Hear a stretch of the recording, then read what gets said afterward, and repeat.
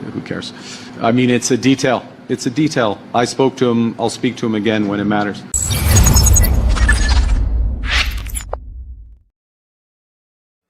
Yeah, of course, it's just a detail. It's not like the U.S. buys 75% of our export or anything, Mark Carney.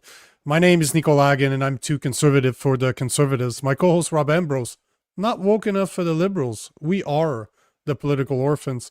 Tonight on the show, we're going to talk about Carney's latest comments, what JD Vance said about Canadians, and how X is exposing political parties and mainstream media in Canada. What's going on, man? Yeah, what's happening? Is that what he was talking about? What the detail was? That little wrinkle is the trade relationship with the United States. Yep. The reporter asks him, "Hey, when's the next time you're speaking with Trump?" Is like, whatever, it doesn't matter. Yeah, doesn't matter. Yourself, Rosemary. Yep. So basically, our most important trading partner doesn't matter anymore. It's a minor doesn't detail. Matter anymore. It's a minor. No. His words. Who cares? So you know what? Since you're bringing it up, let's start right there. That's the perfect place to start. Because, you know, the three topics, I don't know if you're aware of the three, though. First, obviously, Mark Carney. Second, I want to talk about how, what JD Vance, did you see what JD Vance said about Canadians? I didn't see that one. It's been going viral, absolutely. Oh, you will see. Just have patience, my young Petawa. Just have patience. And the last one, obviously, we need to talk about X turning on that low feature where accounts are from. Did you see that? Oh yeah. They turned it off, and then I think they just turned it back on again, right? It's still on, but yeah, you'll be. I digged into a bunch of accounts in Canada, and you'll see that they don't necessarily come from where you would expect them to come from. Well, no, I mean, I think they do. If you understand what X is about, you realize most people are from India, but basically, no one is from here. Like everyone's from. Well, some of them are, some of them are not. Yeah. And some that shouldn't be from here are. Yeah. And I have the perfect example with the biggest propagandist Iranian account in the world. You'll Canada. Be shocked to see where. Both of us at the same time are rubbing our chin. Like, it's like at first you're like, that's weird, but then if you think about it, you're like, there's a lot of terrorists. Well, right, I mean, there's like maybe not full on terrorists, but remember the we talked about last week that those 10,000 people that are coming in without like any type of vetting. That are coming in on the app. They're just pressing a button on the app. And then they say, come on in. Yep. And they already made excuses. I don't know if you saw that yet, but they made excuses for some of those accounts already. It's fucking hilarious because I got the very... I'm going to bring back something that the Liberals did a couple of years ago. And it seems that the Liberals their excuse might be showing that they're trying to circumvent their own law. Very, very hypocritical either way. Yeah. You'll see. I have very good memory for really dumb shit, but it serves a purpose when I need to remember. Sweet. So here's the we'll explore all of that. Oh yeah, 100%. But here's what Mark Carney had to say. This is the little clip I played at the beginning. Let's play the whole minute 40 to give more context. Okay. But here's Mark Carney at the G20.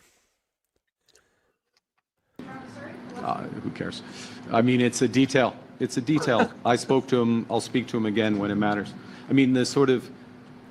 What a smug twat. You know, I'm always happy to... Sorry, I slipped into French because I anticipated the en français. I expected French idiots to ask me that question. I look forward to speaking to the president soon, but I don't have a burning issue to speak with the president about. No, of course not. Of course not. No burning issue. To come back and have the discussions on the trade side, we will have those discussions. I'm going to answer a potential question here, and then I'll pass back, which is, for example, with respect to Ukraine and the 28-point plan.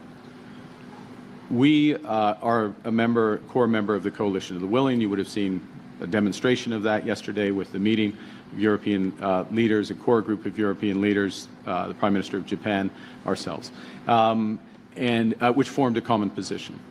And that common position is communicated. Our national security advisors are meeting today in Geneva, including Canada's, and the common position communicated to do the additional work that's required on the peace plan there.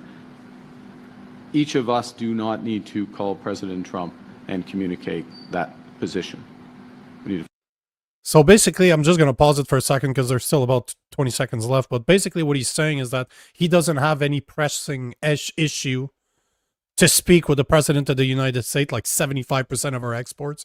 And he's also saying that the coalition of the willing is more important than to calling Trump. Like, who the fuck cares about Ukraine and Russia? Fuck off. I want somebody to take care of our relationship with the U.S. because they buy 75% of our exports. I don't know how much clearer this can be, yet they're all talking about, he's talking about the Ukraine. I don't give a fuck about the Ukraine. Sorry, not sorry. Don't give a fuck. Yeah. I mean, it's really not on the list of Canadian priorities. It's not even in the top 100. And yeah, no, let's stop dealing with them and keep the 22 billions that we promised. How about we take that money back? How do you give 22 billion to Ukraine when we're running a $78 billion deficit? You know, I mean, that's a clown show. And I really don't like the kind of attitude behind this. Like, what is it? Who cares? Who cares? A lot of people fucking care. It's just this attitude. Like, you can tell. Like, I mean, it does matter what the attitude of the leader is like, right? Because, like, you know, if he's so arrogant and entitled that he won't accept the most basic questions, then you know it brings into question his judgment in general. I mean, that's a perfectly reasonable question. A lot of people care what's going on with the United States and our relationship with that, and to just dismiss it like that, frankly, it suggests to me that. It does suggest there's some it does suggest what's going on behind the scenes, and it sounds like he's not even close to making a deal. If he was even close, he would talk about that, right? That behavior there suggests he doesn't actually have any intention, or more likely, Trump just probably told him, "Yeah, I'm not going to talk to you anymore." Or it's just like, I just want to replay the beginning because he's like, just the way he brushes it off, like it doesn't fucking matter. Yes, and it does matter. Like, look at that. He's so smug, right? Who cares? Who cares? A lot of people. Who cares? People, like, you know, he was in the UAE and people are just like clapping. He just signed a 70 billion deal. No, assholes. He signed an agreement to a potential deal. So we basically, you know what? Sorry. We didn't sign shit. We just agreed that at one point we might sign a deal. And the liberals are all clapping. You know how much amazing. 500 between 550 to 600 billion dollars a year are exports to the US. And they're bragging about a $70 billion deal. How about you go to Washington, you suck his dick and you swallow the gravy, bitch? Like, at this point, but if you're going to clap for a potential deal of $70 billion with the UAE, but you're spitting on an almost $600 billion a year that already exists, it's already there. You don't even need to put anything new in place. You just need to sit down with the guy and figure it out. Just address it. And I mean, look, like, a potential deal is nothing. It doesn't exist. I've got a potential deal to have sex with Sydney Sweeney, you know, and who knows, maybe it'll work out, but also probably not. You know what I mean? The point is, until it exists, it doesn't exist. There's no point in clapping for it. You know what I mean? Like, anything could be a potential deal. There's everything. Like, it's like, why don't you clap when he gets an actual deal? Maybe, but even still, why are you worried about a $70 billion deal when you've got however many hundreds of billions over here that you're just completely ignoring? Oh man, it's one of those things that at least if he tried to explain it, do you know what I mean? Like at least if he Yes. tried to Yeah. make people believe that he was working on something, but the fact that he just shrugs it like who cares? Who cares? And his supporters are not complaining about this. They're like clapping elbows up. He is standing up to Trump. Sure, let's replace $600 billion business with a $70 billion business. That makes a whole lot of sense. Let's take 10%. Let's take 15% of the deal and clap for ourselves like we've accomplished something. When all we had to do to keep our $550 to $600 billion industry a year is to shut the fuck up, stop insulting the men, and make a fucking deal. That's all we have to do. Oh yeah. Still too much to ask. I'm too sorry. It's more than I can give right now. Yeah, it's a lack of respect for, you know, when you're talking to the media, you're talking to Canadians, really. You know, and even if like clearly he does not have anything scheduled to talk about the trade deal with Trump. Okay, that's fine, but like just say that then, right? Just say, look, we don't have anything scheduled in the near term. We'll let you know. We'll let you know when we do. But just to act like, well, if I don't care about it, it can't be important. That's stupid. You know, bad politics. Again, for the people out there, for the people out there, for the listeners of this show, the people that are joining for the first time, we're not surprised here. There's nothing surprising about this. What surprises me is not his comment. I expect those type of comments from Mark Carney. What blows my mind is that the Liberals and their supporters are bragging about a potential deal of $70 billion with the UAE when they're spitting on one that's worth almost $600 billion a year. Like, what am I? Yeah. Should I start smoking? Is there something they're smoking that I'm not? Can I have some? Because to me, one doesn't it don't make sense. It just doesn't make sense. And I'm just pointing out the irony here. Because obviously Mark Carney is going to continue doing what he's doing when you understand that his goal at the end of the day is to destroy the rest of the economies. Continue what Trudeau started. But how the fuck do people still protect him and defend his action? This is what blows my mind. What is it going to take for people to say enough? Well, yeah. I mean, like at the end of the day, like, you know, that in and of itself isn't the biggest deal. It's the collection of everything, right? Like you've got this guy who sold himself on, you know, I can deal with Trump. Well, clearly you can't, and that's why people are asking you what's the deal with this trade? You ran on dealing with Trump. He hasn't done anything. Like really, he hasn't done anything at all about anything. No, he hasn't done anything at all on any, not just with the U.S. as a whole. What has he done in the past 6 months? Zero, except destroy our relationship with the U.S. Yeah, absolutely. And I mean, I know people will say, you know, well, you know, it was Trump that destroyed it, and okay, yeah, maybe, but like, Trump can be dealt with. Trump's not hard to deal with. You just have to. You can't go at him like a fucking raging bolo. Like you can't go at him like a bully because he understands that language. He is a bully, and he'll bully you harder. He's a better bully than you, and he's got a bigger stick than you, and so you just can't do that, right? If you want to bully someone, go bully I don't know, fucking Morocco or Ecuador or something. You know, Canada's got some sway with those guys, but like if you're going up against that, say you can't bring the big stick because their stick is much bigger. And our little stick came from them. They gave us a little stick to play with, right? You can't just he had to be a bit humble and you know, go with a little humility. And yeah, that might be tough because Trump can be abrasive. He can be obnoxious, especially from our perspective as you know, as a Canadian. You know, he's certainly said some things and done some things that rub a lot of Canadians the wrong way. At the end of the day, it's not a whole lot I can do about that. You know, if you went in there and actually a smart politician would have played Trump. Trump can be played, easily played. Oh yeah. Yeah. But he Ego. didn't do anything. Ego. Yeah, ego. He's got a massive ego. Stroke it.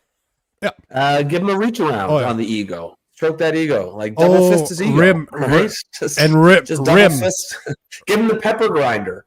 Pepper grinder, the rim, the swallowing, the gravy, the bukkake, whatever, the chuktois, whatever he wants, whatever he needs. Do all that to the ego, right? That's how you do it. And it sucks, but it'll buy us some time. It'll buy us a couple years.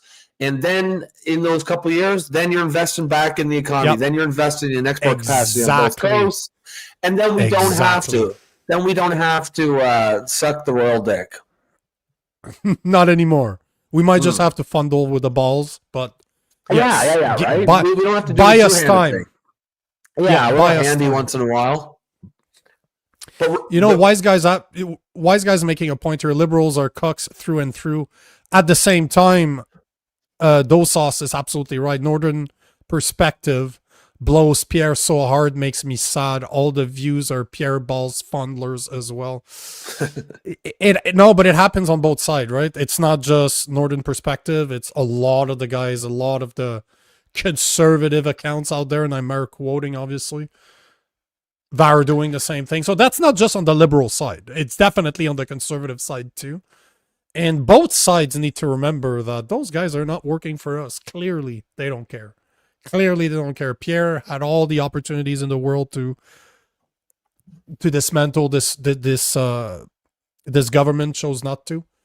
And then clearly, Mark Carney could not care about Canada and what's best for Canada. Don't care. That's pretty clear at this point. You want to roll? Let's roll right into this because those two are kind of connected. At least they're not connected, but they're kind of connected because Mark Carney's kind of brushing away JD Vance, and JD Vance made a very good point over the weekend. He basically said the two following tweets. So JD Vance said first, while I'm sure the causes are complicated, no nations has leaned more into diversity is our strength. We don't need a melting pot. We have a salad bowl, immigration and sanity than Canada. It has the highest foreign-born share of the population in the entire G7, and its living standard have stagnated. Then he said in a following tweet, and with all due respect to my Canadian friends whose politics focus obsessively on the United States, your stagnating living standards have nothing to do with Donald Trump or whatever boogeyman the CBC tells you to blame. The fault lies with your leadership elected by you. That's like mic drop, walk away, I'm out. Anything wrong with what he said is bang on every single word. 100%. Like no nation has leaned. Let's break it down. No nation has leaned more into diversity is our strength. That's 100% right. We are the best at this. We don't need a melting pot. We have a salad bowl. I think that's a little dig at Kamala Harris at the same time. I assume what he's talking about is if you think of a salad, you've got each individual ingredient, like lettuce is lettuce, right? Tomato is tomato, and there's no mix. So there's no basically integration. Obviously, the melting pot is the lettuce, the tomato, they all blend into each other. And he's right here. Like you said, let's dig into each point.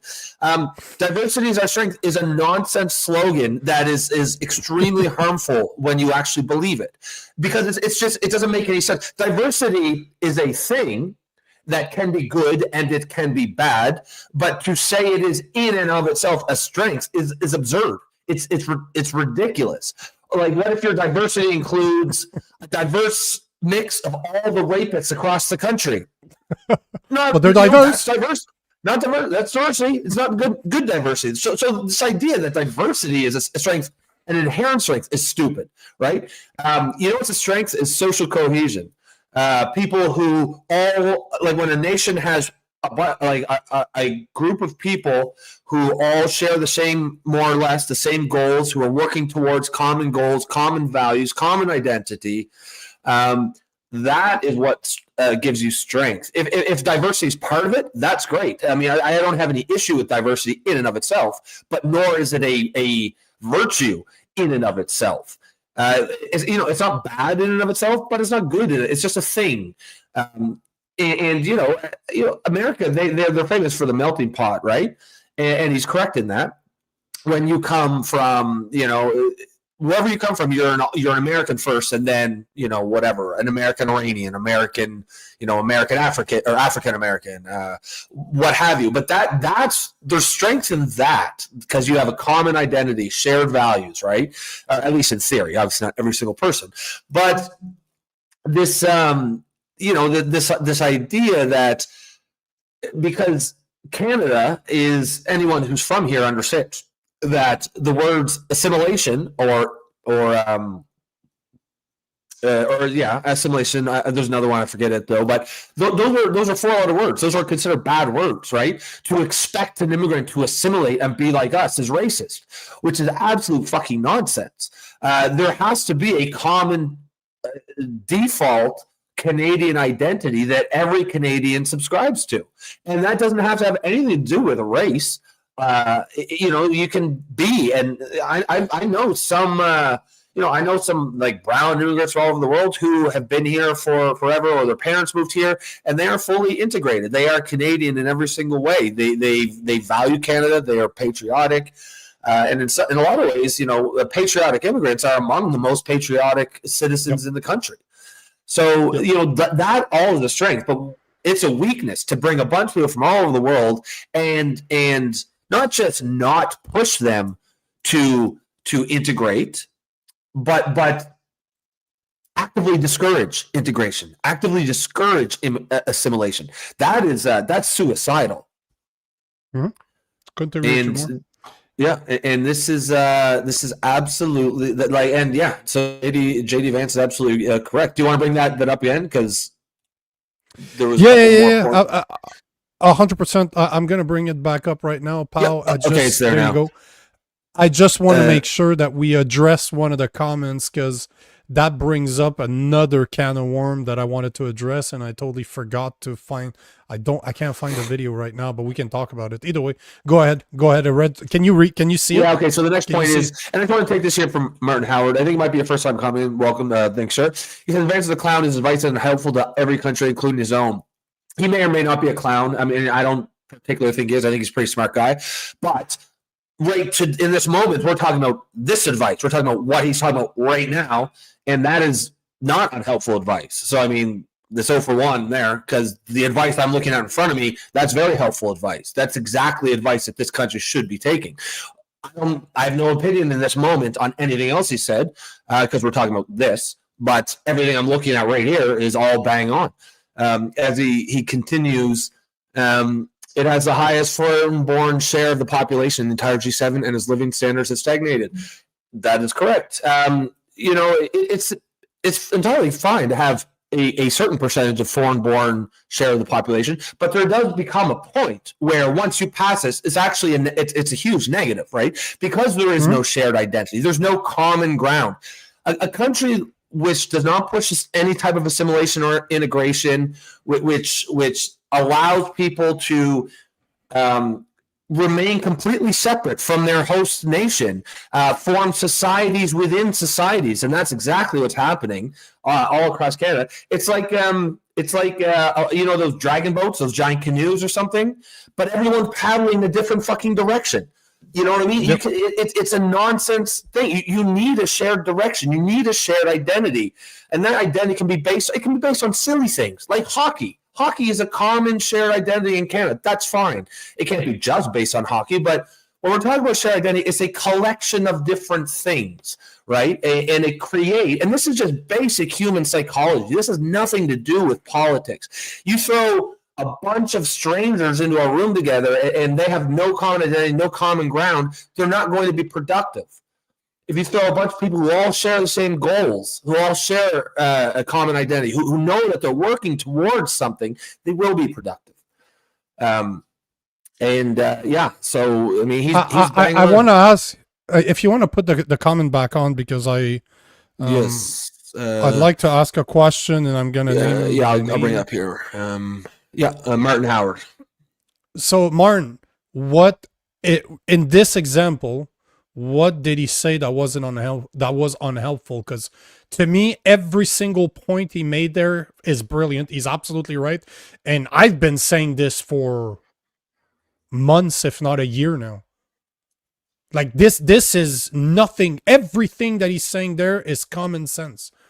It is absolutely, and not only is it common sense, he's absolutely right.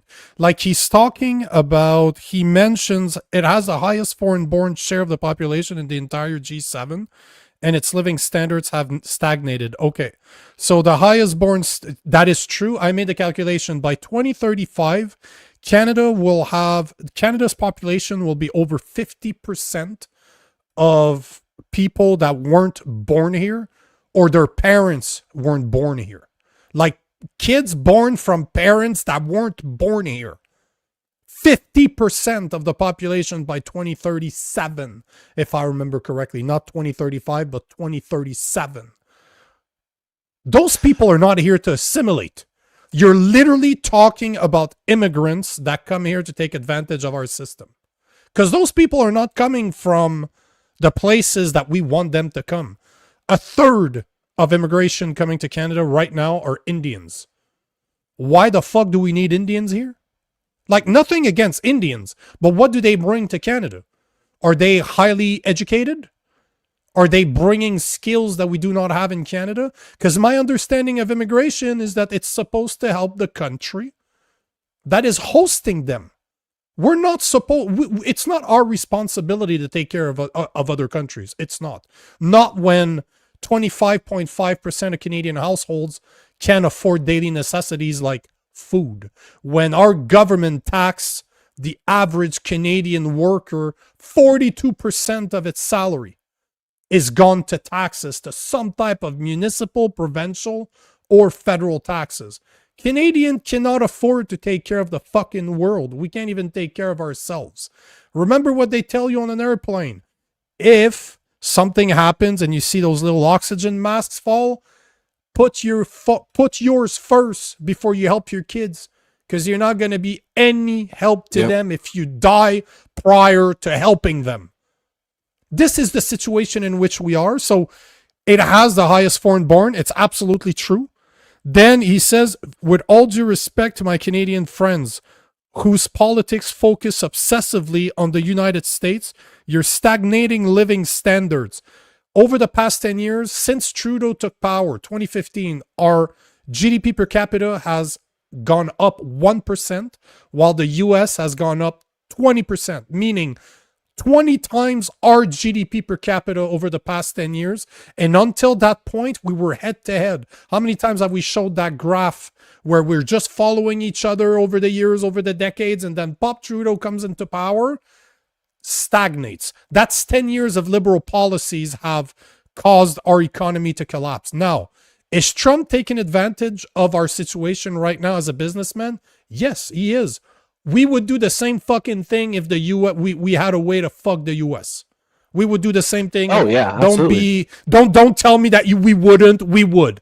If you're a business person, any advantage that you can get, they will normally take it. Now, he continues to say it has our stagnating living standards have nothing to do with Donald Trump or whatever boogeyman the CBC tells you to blame. 10 years of liberal policies have kept our natural resources in the ground instead of developing them. We have the largest untapped natural resources in the world. That's my opinion, because there's no way to really calculate that.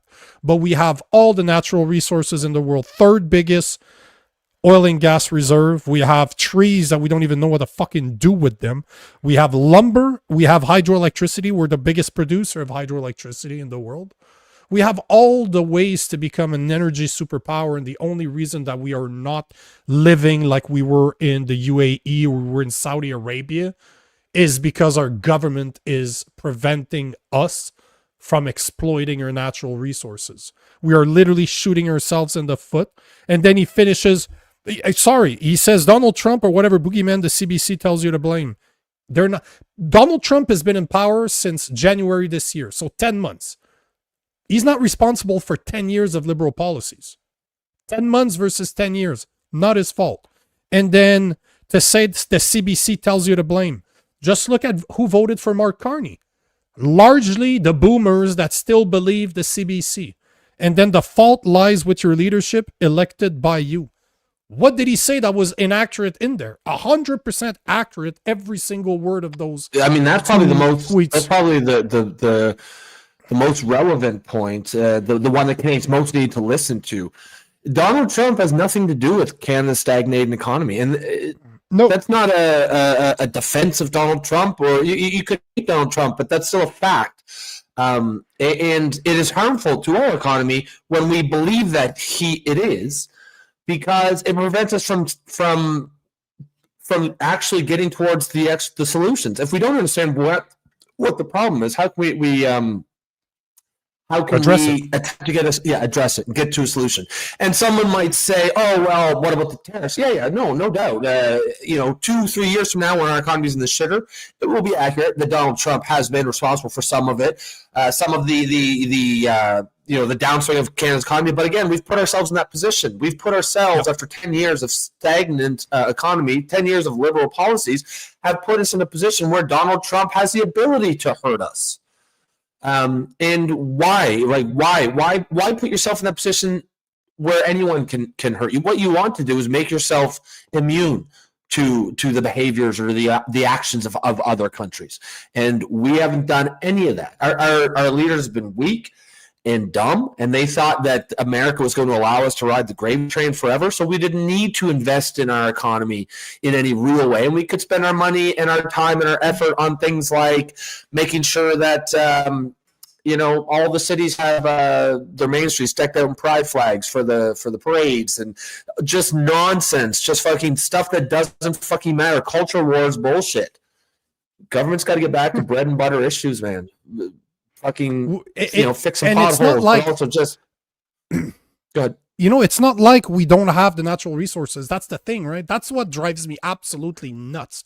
If we were a country like France, where they don't have much to contribute outside of complaining, you know what? Okay, no problem.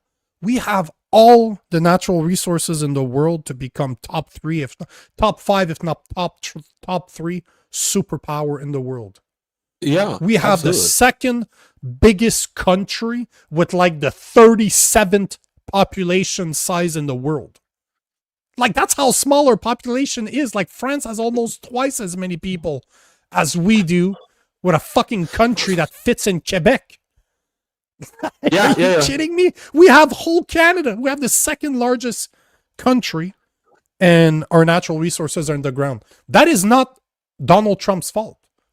Donald Trump is not preventing us from exploiting our natural resources. Our leadership is. So everything that he said, 100% bang on.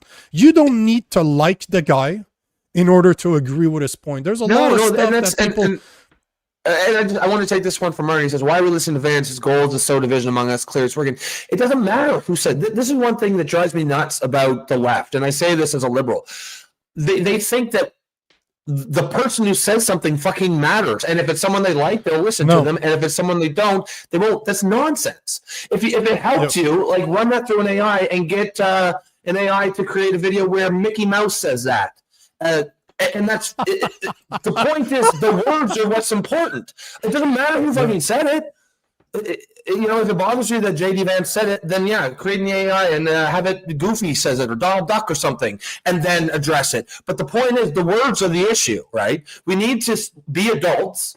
Stop worrying about assess every statement on the merits of the words. Right? Who cares what someone says? Someone says if JD Vance was came up with the theory of relativity, or E equals MC squared, would we just ignore it because it came from JD Vance? The point is, it doesn't matter who says it. Yes, JD Vance probably has an agenda. Undoubtedly he does. And yet every single thing he said in that thing was bang on, and absolutely is serious issues that Canadians needs to figure out. Yeah, and the thing is that he's saying it now. I've been saying this for months. Like, we've been beating that fucking drum on this show literally daily. Or not every 2 days. We've been saying the exact same thing he's saying. So if it bothers you that much what he said, well, we've talked about it many times here, and everything that he said, again, I agree with you. You don't need to like him in order to agree with him, because guess what? Everybody out there, you don't agree with 100%. I don't even agree with myself 100% from 6 months ago. My opinion is always evolving because I'm doing more and more research. So, I wanted to take this comment because this one's great. Justamino is saying crisis and carnage will eventually have to go after pensions and boomers' wealth, and it's funny you say that because you reminded me of a video that I saw today. I wanted to show it. It completely escaped my mind, but thank you, because he did mention that. And listen to Mark Carney. Remember when we had Nadine Wellwood on the show and she explained how the CPP, our pension plan, is not an asset, but it's a liability because that money does not belong to the government. It belongs to the people. We have paid into this, so that money is supposed to come back to us. Listen to what Mark Carney said at the G20.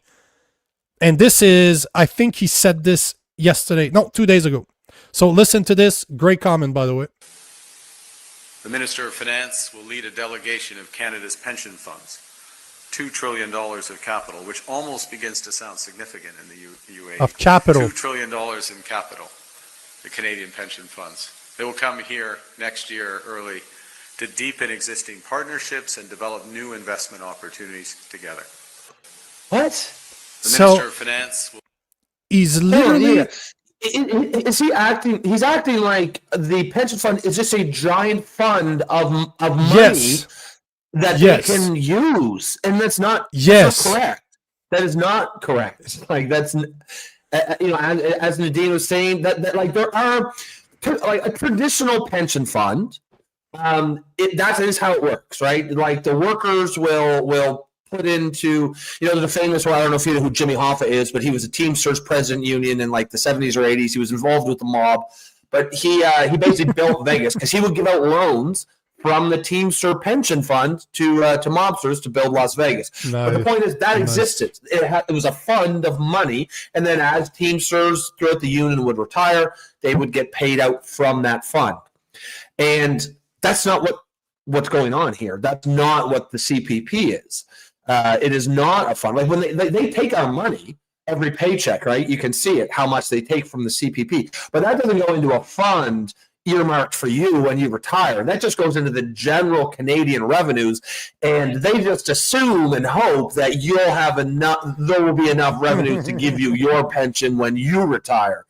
But I mean, that's a huge assumption.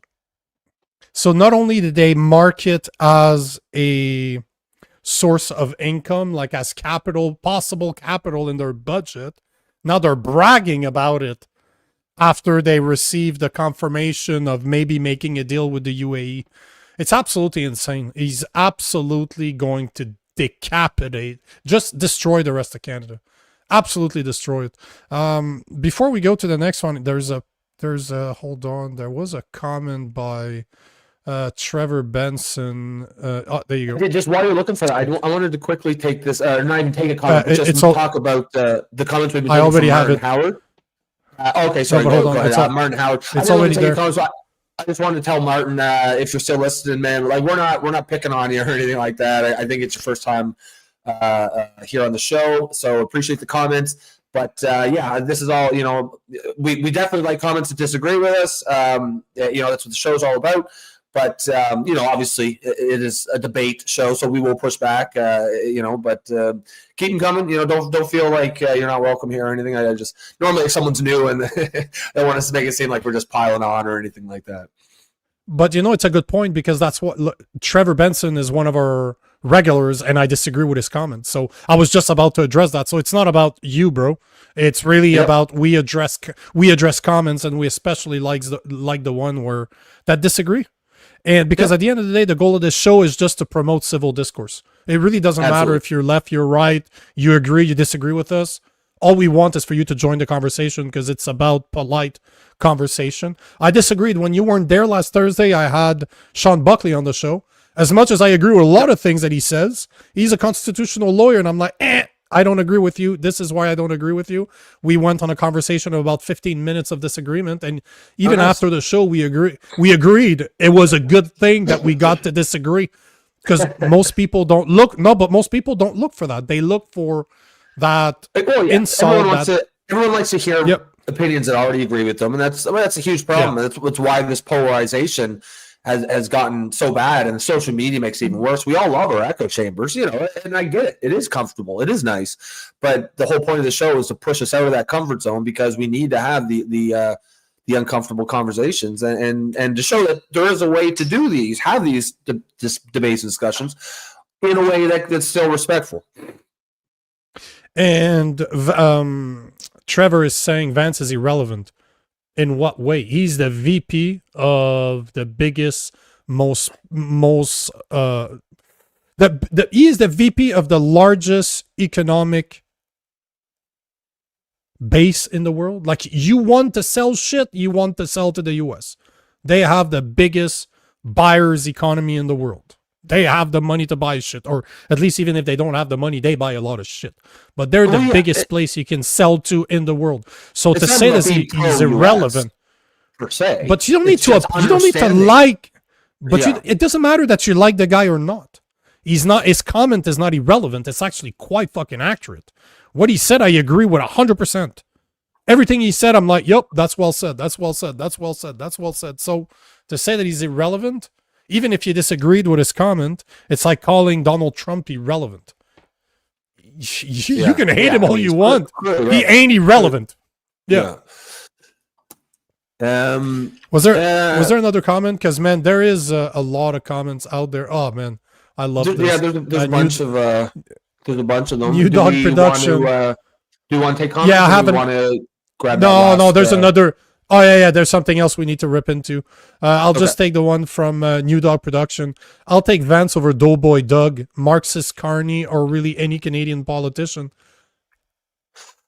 I mean, I get you, bro. I actually think I think Vance is quite smart. Like, I think he's sharp, and I think he plays the kind of like slack-jawed yokel thing a little bit. I think he likes to be underestimated, but I think he's a pretty smart guy. And actually, I don't know. I mean, like, as I get that, like, people on the left are going to just hate anything wanting to do with Trump's administration.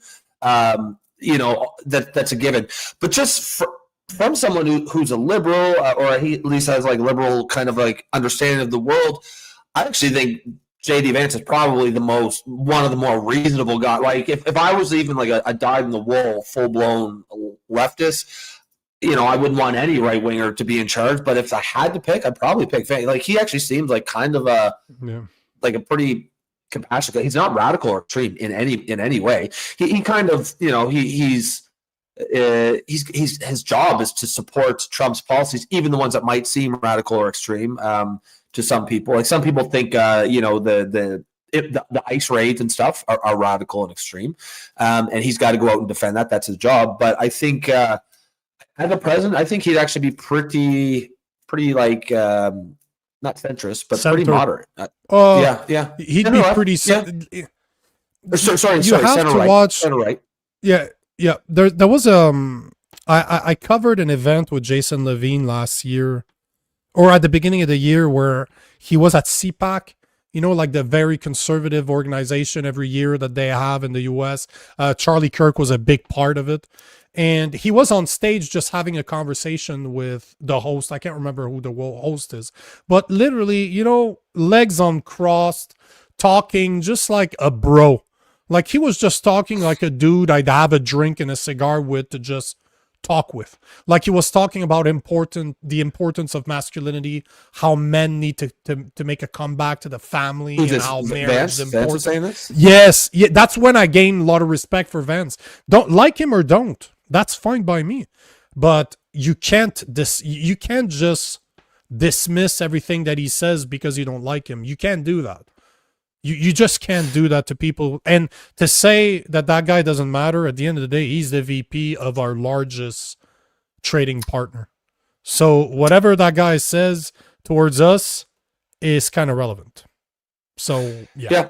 I just, I think even if you like, if you want to, like, let's say you're on the left and you almost have to like hate on conservative right wingers. I just feel like there'd be a whole lot of people above JD Vance to hate on before you get there. Like he's a pretty reasonable guy, I think. But wise guy. Yeah, wise guy kind of hits it here. Basically, Vance says whatever Trump wants to say that makes him relevant. Yeah, because he's a inside look into what, as vice president, he does not get to say everything that he wants to say, right? He No, of course. If Trump says I want you to go out and defend this policy, he has to go and defend it. It doesn't matter if he actually believes it or not. And that makes him you've got certainly relevant. You have to listen to him. At least listen to hear what he's saying. Yep. Let me speak about our sponsor. Tonight's episode of The Political Orphans is brought to you by Gabble, the world's first live video debate app on the market. You can choose to sit back and watch, or if you have the balls, just like I do, jump in and debate others. Gabble, just like us, is about civil discourse. I really suggest you try it. I tried it a few times. It's absolutely... I love to debate people, and to debate people that you don't know on specific subject. They have like 10 subjects a day, and you get to debate just on your phone. It's interesting. Up to now, everything's been polite. So if you want to check it out, go check our description below. I have the affiliate link there. And yes, every time you download, you support the show. So try Gabble. Now, the last thing I wanted to talk about is that new X option. So that new X feature that's been enabled on all of their accounts, where they're trying, basically, I asked Grok today, what was the goal? Like, what were they trying to achieve by enabling that new feature that shows where accounts are from? Basically, where were they created and who's the person who's interacting with that account? What country is that account from? And the whole point is trying to fight against AI bots. AI bots is trying to fight against bot farms. It's trying to just give you a better idea of where the accounts are from, combat misinformation, and make interactions more trustworthy. But like you mentioned earlier, the feature started a limited rollout but went global shortly after, though it was temporarily paused on November 2022, or on November 22, for tweaks like handling VPN inaccuracies, and is expected to be back online soon. It already is. But the question I had is, what does it mean? What does the country actually represent? It means that the account manager, I asked the question, does it mean that the account managers are operating from that country? Grok said not necessarily in real time, but it is a strong indicator of where the account originated and its primary manage from. So where's the person that's taking care of the account, where are they from, and where was it created? So I had fun. I went through a bunch of accounts. I went through political parties account. I went through politician accounts. I went through news accounts. And yeah, some of them have explaining to do. So I'm really hoping that this becomes a scandal in Canada. And for the people out there, I'm going to show you how to use that little. So here's the Liberal Party of Canada. Okay. That's their official. And you see here, it says joined, like the day that it joined, like you can see my cursor, right? So where it says right next to it says Canada, liberals.ca, right here. So it says, you click on the join date, and then it brings you to this little screen here. They joined September 2008, account based, United States. That's the official Liberal Party of Canada. Okay. Then we're just going to go through a bunch. Then we go to the NDP. And again, we click on that little joined. And POW, United States of Canada. We go to the Green Party. Yep, we go to the Green Party. I guess that having one elected MP means you're probably in Canada. So they're from Canada, at least operated within Canada. The Conservatives, so the official Conservative Party of Canada, operated account-based in Canada, so that's good. Now, the Bloc Québécois, also. I'm pretty sure that if it could say Quebec, it would. They're so proud of being from Quebec that obviously, if it could say, it would, but it says Canada. And I also looked the People's Party of Canada to see where that account was from, and that one as well is from. Oh, I made a mistake in the URL. Whoops! What the hell, man? Why is it copying that? I see what I'm doing. Oops, my bad. There we go. Here's the real one. And then it says, boop, right here. Oh, no, that's the Conservative Party. Either way, believe me. I looked at the People's Party, and it came from Canada. I had to check Mark Carney. You'll be happy to learn that his account is from Canada. Oh, okay. Well, that's good. Yeah. No, I mean, it's a good feature. I mean, the more transparency, the better. But hold on. Like there's a couple more you need to look at, because this one, I don't know what this means. Maybe Pierre Poliev's one, like there's no date. It's interesting because that's the only one I found with no date. So interesting. I don't know what it means. It might not mean anything. Maybe his feature hasn't been rolled out. But here's where things get interested. So up to now, you have the Liberal Party and the NDP that are operated out of the US. The biggest news outlet in Canada, at least the one that we pay $1.4 billion every year to, our taxpayers' money, is operated from the US. So CBC's official page is not operated from Canada, but from the US. You look at another recipient of millions of dollars every year from taxpayers' money, which is CTV News. Yep. Also operated from the US. So is CTV. Radio-Canada is from Canada. The Globe and Mail is from the US. Here's La Presse from Quebec is from Germany. Funny enough. But the point in the matter is that how the fuck do those countries, how the hell do those accounts are operated from outside the country? And I know what they're going to say. As somebody that comes from the technology world, they're going to blame VPNs. They're going to say simply that we use VPNs, so it shows that we're in a different country, because that's the other side of our VPNs. But I don't know if you remember this, but there was a law, the online news, what was it? The online news bill that passed in Canada back in 2023. Justin Trudeau passed a bill called Canada's Online News Act, or Bill C-18, which basically he wanted Meta, remember that? He wanted Mark Zuckerberg to pay Canadians for our content. So Meta said, like, fuck you, we're not going to pay for your content. So they stopped propagating our news to the rest of the world. But I don't know if you know this, but because I spend quite a few, like half my time in the US, there's a lot of accounts in the US that I can't access when I'm in Canada. It literally just says that in Canada, the government is preventing you from seeing, I don't remember the exact word for word, but it basically states that because of legislation passed by the government of Canada, you cannot access those news sites. A way to avoid that is to use a VPN. If you have a VPN and you put the other side of the VPN in the US, you will be able to see those news, but it will show that you're from the US, right? So I know that they're going to be, I guarantee you that in the next few days, the Liberals, the NDP, and CBC, CTV News are going to come out and say, oh, that's because we use VPNs.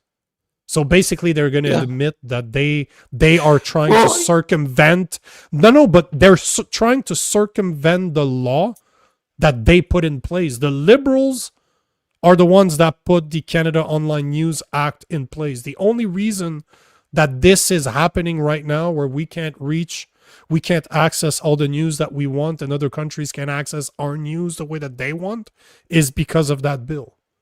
So basically, if they sell the idea, I'm just putting it out there, if they start talking about because they use VPNs, the only reason they would use VPNs is because they're trying to circumvent their own law. That's it. That's the only reason why they would be using, and it makes sense because CBC wants news from the rest of the world, right? So they need to go to other countries to get that news. So I know they're using VPNs, and that's why they're what was it based out of is showing as the US. Either they have a marketing firm that's based in the US, which is wrong because it should be a Canadian one, or they're using a VPN. Those are your two options. Yep. Oh yeah. I mean, I don't know. In like today's interconnected world, like I don't know, it kind of makes sense that you know, they might be working with some companies in the United States or something. I think if it shows up like they're from India or you know, fucking China or something, that would probably be more scandalous. I don't know if people consider this a scandal per se because it's you know, based in the United States. But yeah, no, I mean it's a good feature. It'll certainly, like, transparency is always a good thing, and it'll certainly force people to at least allow people to see where they're getting their information from. But hold on, it's more than that though, because you have a Mark Carney that ran a campaign on standing up to the US, standing up to Trump. Now all he's talking about is buying Canadian, producing it here, buying it here, but his own Liberal account, his own Liberal Party official account is not even ran in Canada. Like, do you not like the hypocrisy there? Is insane, and I want to see him trying to explain it, because the mental gymnastic in order to answer this is impossible. You're either going to admit that you're using a foreign company to manage your account, so it's not managed by Canadians. Wouldn't that be interference? Because you're talking about the official party, you're talking about the actual account of the party in power. So they have access to say whatever the fuck they want, and they're not even Canadian. Or you're using a VPN in order to access information that's not available in Canada anymore for the law, the bill that your own party put in place. But you know that the CBC is not going to push that because they're doing the same thing. You know that CTV is not going to push the issue either because they're being caught doing the same thing. Same thing for CT News. They're not going to talk about it because they're all doing the same fucking thing. Not. It's insane. Yeah, no, that's right. But I love that feature though. I really, really, really like that feature to show where those accounts are coming from, because you got some explaining to do. If you should see in the US, there was quite a few accounts ran by those are official accounts of the United States government. They were in Israel. That's hilarious. Oops. Now that is hilarious. Yeah, that is hilarious, and that is a true scandal. I mean, you know, I think I can see it's just the way they'll say it. Like, you know, they'll like say the Liberal Party or a political party will just say, "Oh well, yeah, no, like our communications firm is in the States, but they say what we tell them to," or something. Like I can just see how they'll get away from it, get away with it. But the U.S. government account from Israel, that is hilarious. Yeah, I should have, like, I could have spent hours going through them, but I saw some posts from some official American accounts that were showing from Israel. We have official accounts showing from the US. There was a few ones, like massive patriotic accounts for the US showing up in like Nigeria. It's just I don't want to. I don't know if, you know, I don't like the fact that you have that because some people consider it almost doxing, like you're showing where the people are from. No, but at the same time, I don't. I like like I don't like to show. You know what? All my information's out there. I use my real name. Like on my social media, they're all verified, so it's all my real name no matter what. So I'm not hiding anything. But in this case, Yes. I kind of like it. I kind of like it. But Yeah. I don't like showing this stuff. I just find it hilarious. I find it very funny. Oh yeah, definitely. It's funny because they rolled that out there. I think just mid last week, and then they pulled it back. I think they stopped it for a day or two, and that I think there was some theories about that, some conspiracy theories sprang up around that, and now it's back out again. But I think it's important. It's an important thing to have just for transparency, especially if you see like an account that's like heavy in specific culture war or something, whether it's immigration or the trans stuff, and then so these are actually affecting like social cohesion here in our country, and it's involved in the debate, and it turns out motherfuckers from India, I mean this account telling us that we need to all like transition our kids and put our teenagers on puberty blockers, motherfuckers from China. That's relevant. Because there are certainly other countries who want to cause what's the word, like conflict within the country, and of course, social media is an excellent way to do that. So we need to be vigilant. We need to be vigilant. Vigilant, yes.